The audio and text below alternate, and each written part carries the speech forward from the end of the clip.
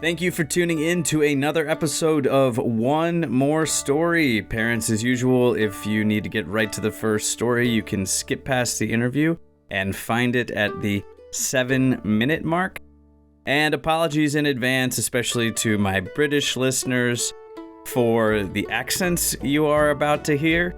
Not since Dick Van Dyke announced to the world that every day's in Ula die with Miri, have you heard your beautiful accent mangled in such a way. Nonetheless, we hope you enjoy the show. Welcome to One More Story. Our guest tonight is Reggie Watkins. You may recognize him from Bosch and 911 and tons of commercials. He can tell you more about that. He's also a podcaster himself. Reggie, welcome to the show. Thank you so much for having me, Pete, man. It's great to be here, to tell you a story. And yes, you can catch me on all the stuff that he was talking about. I do have a podcast. It's called I'm Probably Right, which I actually love that title. How do you feel about that title, Pete? I'm Probably Right. I love it. It's sports, right? Yeah, it's sports. And, I feel like, I think that I'm usually right about everything. My wife can attest to that. But I'm willing to say I'm probably right because I could be wrong. Most likely I'm not, but I could be wrong. And that's where I'm willing to have the debates on the sports topics and all the things we talk about, sports life and everything. So yes, I do all that. And yeah, I'm an actor and I love it here. This is my favorite thing in the world to do. I love the game. I love the hustle. This is my life. I mean, do you really love it? Because it can be demoralizing at times. Oh, no, I love the demoralization. I love it all. I love You're a glutton for punishment. Like, I'm a glutton for punishment and competition. This is all I'm a competition junkie. Like, I love getting in these rooms, especially we don't even do the rooms anymore. So now it's just self-tapes, which I actually hate. But I loved going into the room, having to, be there and see the guy that you saw on TV last week and you're both reading for the same thing, and then you're going to be at the you might be out at a bar next week and you'll see that guy and he'll talk about the thing that you booked over him. Like, I love all of that. I love preparing. I love auditioning. It's just so fun to me. Auditioning is more fun than actually working on the job to me. That's just how I feel. I love it. I've never wanted to do anything else except be an actor, except for that little bit of time I wanted to be Joe Montana, and then that didn't happen. Yeah, he's great. I mean, well, if you're going to get into this business, I mean, you do have to love it as much as Reggie loves it, because otherwise you should literally do anything else, right? Do something else. Like, I had an acting teacher. I don't know. Can we name names on here? Sure. Yeah. I mean, if you're speaking positive, I don't want to. I'm speaking positive about her. I think she's great. There are people who think she's terrible. And at some point I thought she was terrible, but then I came back around to thinking she just is great. She just isn't like she's a human being. She's going to mess up and she's going to do things sometimes, but I send everybody to her. Leslie Kahn, think is one of the best acting teachers in LA, no matter how you feel about her personally. Business side of it, she is phenomenal. And she used to always tell me, if there's anything else in this world that you would like to do, then be an actor. Do that, because you will save yourself heartache and heartbreak. Go do it. And there's nothing else I wanted to do. So this is what I did. And it will save you tons of money in therapy bills. Exactly. Well, before we get into the stories, one of the things I like to find out from my guests is I'm interested to know how you wind it down at night, what your favorite childhood stories were growing up, tell me a little bit about you as a kid, how would you quiet your mind and settle down? Well, for me, it didn't really take much. I was always kind of like the quiet one, reserved, more reserved than my siblings, especially in like my home life. I was just real chill. So I would go lay down and I could put myself to sleep by myself. My sister was the one who always needed a TV on. And to this day, she still needs a TV on when she goes to sleep, which is insane. For me, it was just laying down and being on my thoughts. And I would just lay down and think about the future or what happened in my day and put myself to sleep. When I was little, I didn't really read too many books. I mean, I read some books. Of course, I read books. My favorite books as a kid was probably Where the Sidewalk Ends by Shel Silverstein. And Sideways Stories from Wayside School. That was by Louis Sakar. If anybody's listening to this and you're like in elementary school, you have elementary school kids or middle school kids, go get this book. It was one of the greatest books I've ever read. I read it again as a high school kid. I read it again as an adult just to see if I remember it being as good as it was, and it was fantastic. Sideways Stories from Wayside School. But yeah, that was it. My mom just let me do whatever I wanted to do, and because I wasn't that problem kid, so I would just go lay down and be in my room and eventually fall asleep, and that was it. Man, that's nice. Well, and you have a son also, but he's a little bit older now, right? Yes, he's 19 now as of May 18th. So when he was younger, did you read to him, tell him stories? How'd you guys wind things down? Yeah, I used to read him little books. There was like this, I can't remember what it was called, but there was like this ladybug book that he used to like. And it was like every page, it was kind of like a pop-up ladybug. So every page had like a ladybug, or was it a caterpillar? It was a ladybug and a caterpillar. That's what it was. It was like both of those things. So I would read that. He used to love to hear that one all the time. So I would basically read that same story every night. But then he got older and he got to the point, he was like me. He just wanted to be left alone. And I read to him till he was like 5, 6 years old. And then he was like, Dad, I don't really need these stories anymore. Okay. So he would just put himself to sleep. And now he can literally sleep anywhere, anytime. He just goes to sleep. To this day, he'll still just go upstairs and lay down or come in his room and just pass out and then come back and like nothing ever happened. Well, I mean, he's 19. I mean, don't 19-year-olds just sleep most of the day anyway? I mean, I'm sort of looking forward to that stage with my kids, but like my nieces and nephews, like you cannot get them out of bed. Yeah. Now he doesn't get the 18 hours anymore. Now he works. He's working at like a little, fancy little Beverly Hills restaurant. So, he's doing all that, but he still finds a way to get his sleep. And, I'm jealous. If he ever has some insomnia issues, maybe you can put on one of these stories for him and see if it works. Yeah, let's try it. Well, with that in mind, shall we get into it? Let's do it. The first word for the story duel is couch.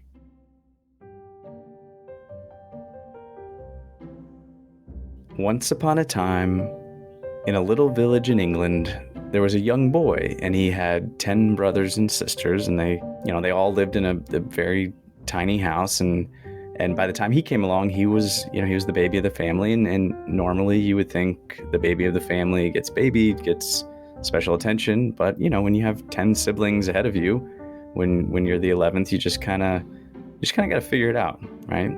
And they'd gotten to the point where they had run out of beds. So he was sleeping on a sort of straw setup in the corner of the house, and he always tossed and turned.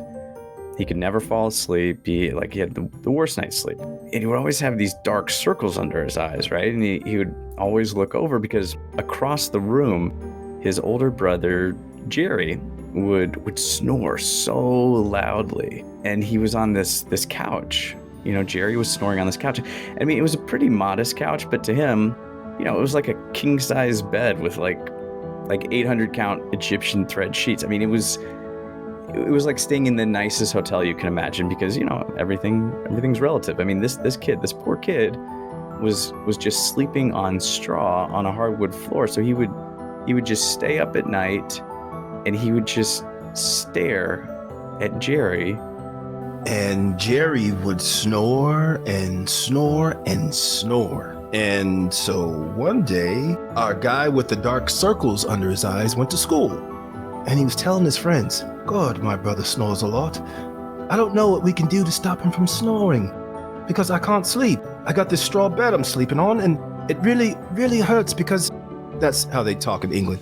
And his friends were saying, well, you know what you got to do? You got to figure out a remedy to get your brother to stop snoring. And we need to get him some better sleep. And so how do you get better sleep? Well, you got to get him a better bed. But there was 10 beds, and he was in one. So we had to figure out a way to get him into a better bed. And so our friend with the dark circles under his eyes devised a plan. He was going to go work at a pub down the street from his school and save up enough money so he could buy a different sleeping method for his brother. What sleeping method was this going to be? He didn't know yet. But he started working at the pub. And our friend with the dark circles under his eyes, he does have a name. His name is his name is Philip. So poor Philip, I mean, he was a scrawny kid. He was completely undernourished, right?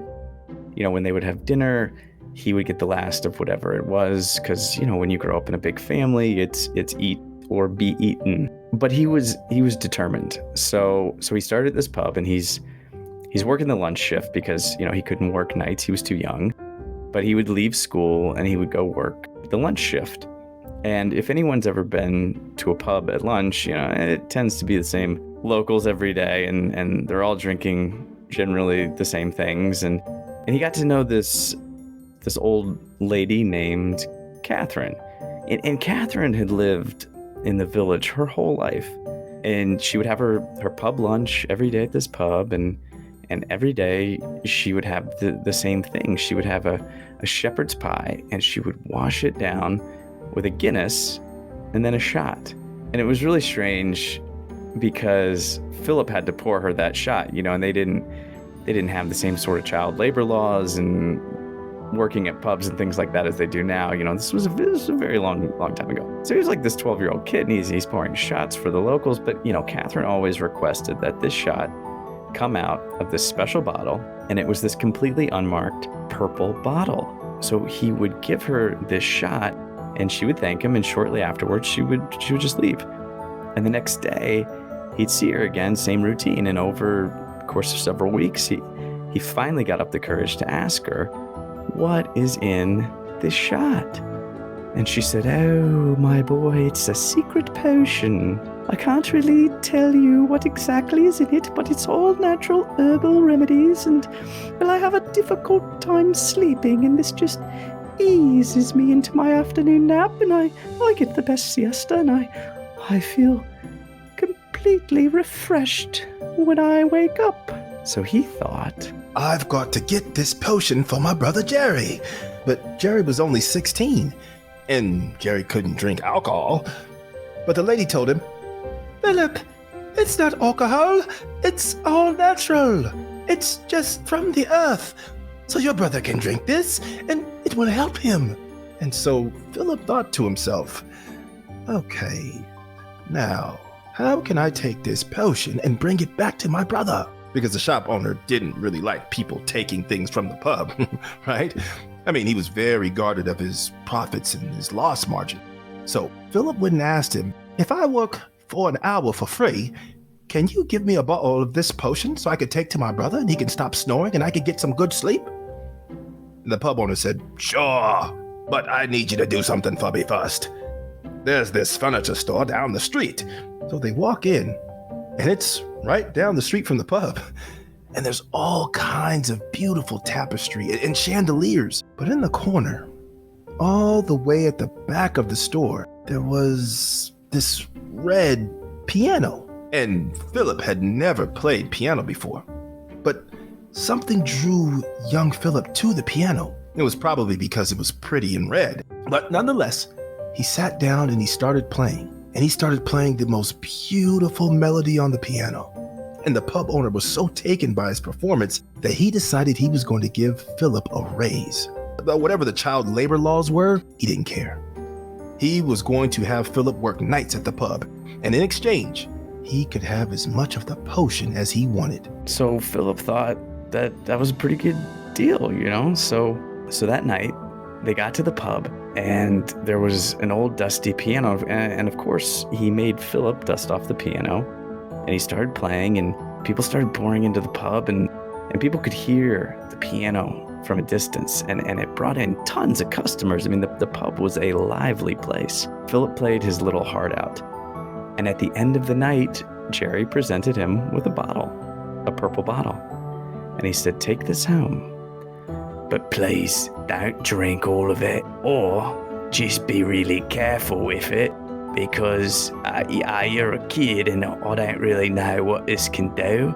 And anyway, I hope you're being smart with it. And he's, you know, Philip's starting to regret this whole deal because, you know, he didn't want to get in trouble. He didn't want anything to happen. You know, Philip was the greatest piano player he'd ever seen. So Philip came home that night, and sure enough, Jerry was socked out on the couch, snoring as usual. So Philip approached him with the bottle and he unscrewed it. And he only meant to give Jerry just like a little sip. But he was nervous. His hands were shaking. And about half the bottle went down poor Jerry's throat. He started coughing. And then he swallowed it. And then he fell back asleep. And then in the middle of the night, the strangest thing happened. Jerry was snoring no more. It had been magically fixed, and the potion worked. And Philip was amazed. He was so excited and just relieved that he was going to be able to get good sleep now. But there was a knock on his door, and he was thinking, who could be at my house at 2 a.m.? I mean, he was 12. He shouldn't be awake. But the shop owner kept him up working until 1 a.m. when he finally got home. So it was 2 a.m. and somebody knocked on his door. He went and opened the door. And it was the lady from the pub. And she had a surprise for Philip. She knew because Philip would always talk to her while he was working. He was kind of more like a therapist than a pub worker. And he really listened to everybody and listened to people's stories. And they listened to his stories. And the lady remembered Philip saying that he was always getting the worst sleep because his brother snored to the high heavens. And also because he was sleeping on a bed of straw. So the lady brought him a big red couch. And he was enthralled with this couch. He couldn't believe it. It had coil springs. It was velvet and just gorgeous. And so the two of them moved it into the house. And they scraped out his straw and put this big red couch where the straw used to be. And Philip laid down, and to his surprise, there was another knock on the door, just as Philip was dozing off. And Jerry was sleeping right through this. I mean, he was out cold.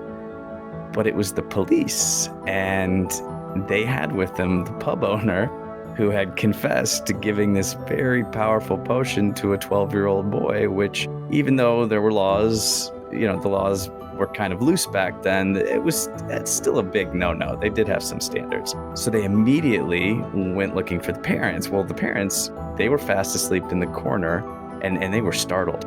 They didn't know any of this was going on. I mean, they had 11 children, right? They can't keep up with really anything, and they're just getting by. And it was kind of sad because the police, they took the parents into custody and they put the children into an orphanage for a time period. And well, the crazy thing was Philip really wasn't that sad. He always felt ignored by his parents. His brothers and sisters could barely remember his name. I mean, he was the 11th child, remember? And the orphanage, the room he was given, it was a room to himself. It was like such a crazy orphanage. It usually doesn't happen this way. But it was like the nicest orphanage in all of England. And in the corner, there was a bed. And it was the most comfortable bed he'd ever slept in. So Philip laid down, and he had the best night's sleep of his entire life that first night. And he stayed. And for years, he stayed at that orphanage. He made tons of friends. They all remembered his name. And once he got out of that orphanage, he went back to the pub. He continued playing piano. And he ended up making enough money to eventually buy that pub. And he reconciled with his parents, too. He got them set up with a nice house with all the money he was making because he was a successful businessman. And he was the most well-rested man in all of England. The end.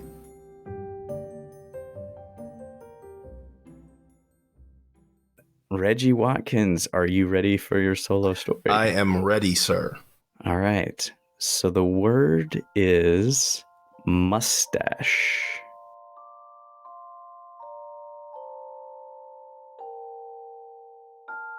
Long ago, there was a kid named Jacob, and Jacob was an 8-year-old boy who lived in San Jose, California. San Jose, California is in Northern California. It's actually the third biggest city in California. And most people don't know that because they always think of Los Angeles, San Francisco. Los Angeles is big, but San Jose is almost as big, just not bigger than San Diego. It's San Diego, Los Angeles, and then San Jose, or maybe the other way around. But either way, Jacob was from San Jose. And his dad worked nights at a place called Tunes. And when you hear the word Tunes, you think of like cartoons, but it wasn't a cartoon place. Tunes was a bar, and his dad used to work there. And he would come home late at night after closing the bar, and he would come to Jacob's room. And no matter what time he came home, Jacob was waiting for his dad to get home and tell him a story. And his dad would come in and sit down next to his bed and tell him a story. And usually the stories would be about things that happened at the bar, right? And not the craziest things that happened at the bar, just the funny things that happened at the bar. Like a guy was sitting down on the stool and the stool broke, and so the guy fell over and everybody in the bar laughed. Or the time when the pour spout broke on the beer and it sprayed everywhere, and everybody working behind the bar was just drenched. And they had to close the bar down and go home and start over for the next day. But Jacob really loved these stories. And this went on for years. Even when he got to be 15, 16 years old, he would wait for his dad to come home. His dad would come home and they would talk about their night. And it wouldn't just be the funny stories anymore. Now the dad would just tell him about everything that was going on in his daily life and how he saw the world. And Jacob noticed something about his dad. He hadn't shaved since he was 8 years old. And Jacob wondered about that. Why isn't my dad shaved or doing anything with his face? He never said anything. He just kept it to himself. And so time kept going on. Now Jacob was 21 years old. He didn't live in his dad's house anymore, but every Sunday they would get together and they would talk about the world. And now, since Jacob was 21, he had a job as well. He was going to school, and he was going to a school called West Valley College in San Jose, the third biggest city in California. But when he worked at a radio store. A radio store is where they basically sell radios and all kind of radios. They had FM radios, they had CB radios, they had all kinds of radios for people to buy for their trucks, for their shops, for their businesses. And Jacob became an expert radio salesman. And one day his dad came into his shop, and this is at 21. And by now his dad's facial hair was all the way down to his stomach. And he looked like ZZ Top. If you don't know ZZ Top, Google it. And so his dad comes in and he says, "Oh, wow, I love all these radios. Which one would be the best one for me to put in the house so I could listen to the baseball games at night?" Jacob went down the aisle and he found this great radio. It was a silver radio with brass knobs and a big red button in the middle. And so he picked it up and showed it to his dad. And his dad said, "This is the best radio possible. I think I want this one. How much is it?" Jacob said it was $150. "But since I work here, I get a discount, so it's 30% off. And I can't do the math right now, but it was less than $150. And so his dad took the radio home, and Jacob came over to help him install it and put it all in and make sure everything was working right. And that night, they listened to the Giants beat the Dodgers 100-0 in a baseball game. And they had the greatest time. And time kept moving on. Now Jacob was 30. He was married. He had a couple kids. 2 kids, to be exact. A boy and a girl. And every Sunday, they would go to Jacob's dad's house and just hang out, listen to stories, listen to the Giants beat the Dodgers every time that they were at their house. And Jacob's dad still hadn't shaved. And now his beard was all the way down to his knees. And not just his beard. Now his mustache was all the way down to his stomach. So he had hair everywhere. You could barely even see his teeth. I don't know how he brushed his teeth.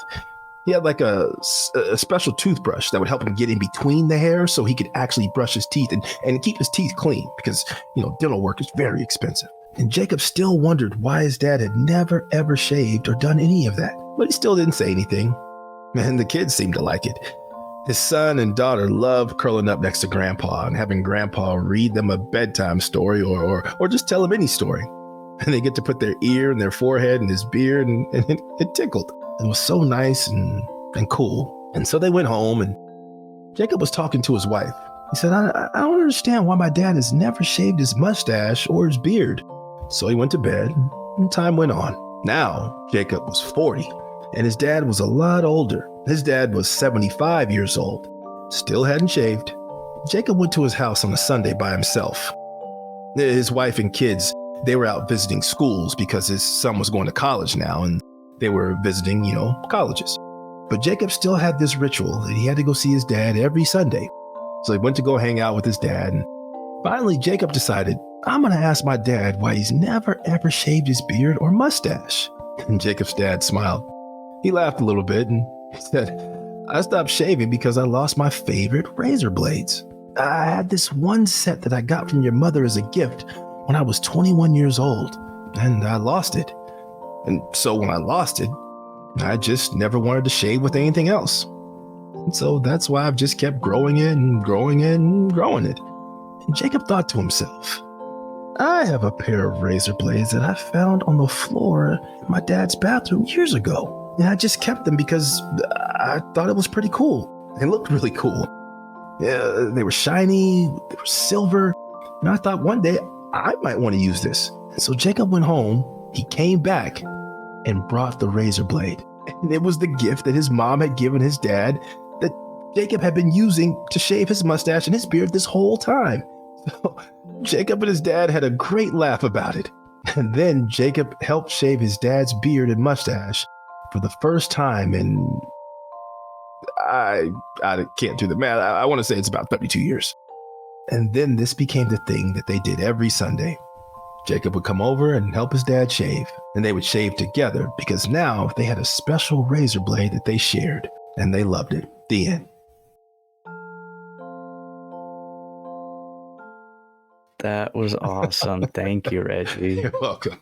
Tell me again the name of the podcast so I can make sure Yeah, get it right. It is I'm Probably Right. I'm Probably Right, and we can find it on all the various podcasting Every platform where podcasts are available. Fantastic. Reggie, you knocked it out of the park. Thank you. Thank you so much, sir. Appreciate you having me, and good luck with the rest of these. They're fantastic.